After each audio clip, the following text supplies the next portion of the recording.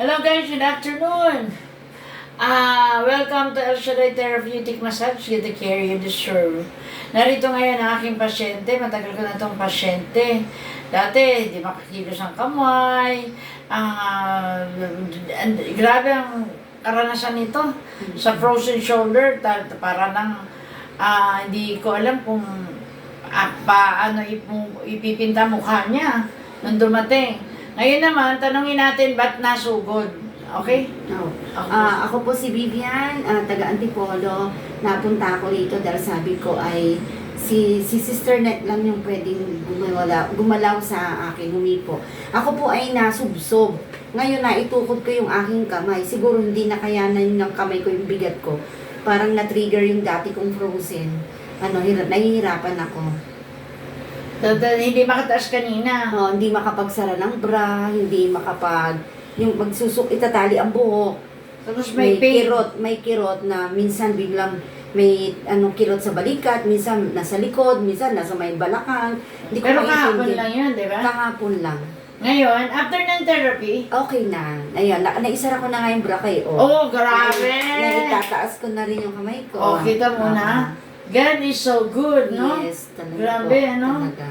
Sa, parang 4 times na siya nakarating dito yata. Pero yung unang injured, matagal, no? Matagal yun, Matagal yun. Kasi pinatagal mo, no?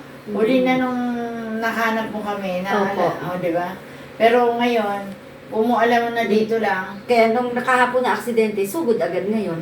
Kaya tingnan mo naman, pagkaagad. Kaya guys, makita mo God is so good. Sa therapy, pray over, walang imposible sa Diyos. Ano? Laging may kagalingan at tagumpay pag sa Panginoon ka lumapit. So tayo manalangin.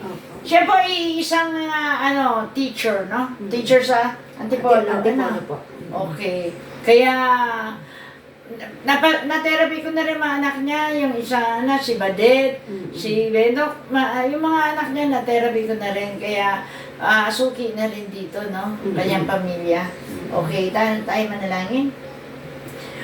Hallelujah, o dakilang Diyos, ang pagpanangamayo, o Shaddai kami nagpupuri at nagpapasalamat, o Diyos, sa iyong kadakilaan. Tunay nga po na sa iyo walang imposible.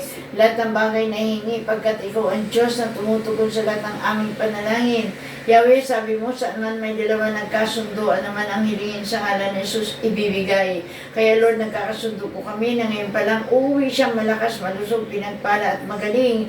At back to work, Panginoon. Lord God, dinudulog po namin sa iyo ang kanyang anak na kung saan hindi niya alam kung anong gagawin. Pero ikaw ang Diyos ng mga pangyarihan sa lahat.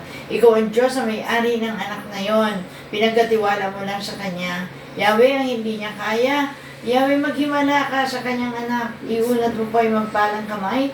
Pagkalupo, O Diyos, ang kagalingan, palayain sa lahat ng uri ng bisyo at ibalik, Panginoon, ang dati niyang ulirat at muli manumuhay na ayon sa banal mong kalooban pagkat mayroon siyang anak, mayroong pamilya.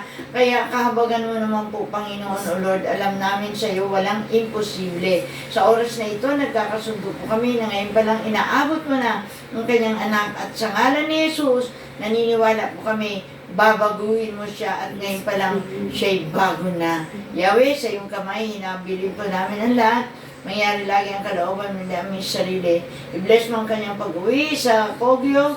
Dalangin po namin, bigyan siya ng the best na sasakyan, makarating na maluwalhati at magkaroon ng katagumpayan. Yahweh, salamat sa iyong papurit parangal. In Jesus' name, Amen. Thank you, Lord. Don't forget to like, share, and subscribe. Amen? God bless us all. Subscribe ka naman. Opo. Ilalagay. Talaga? Hihingin ko yung Yes, link. Opo. Okay, thank you.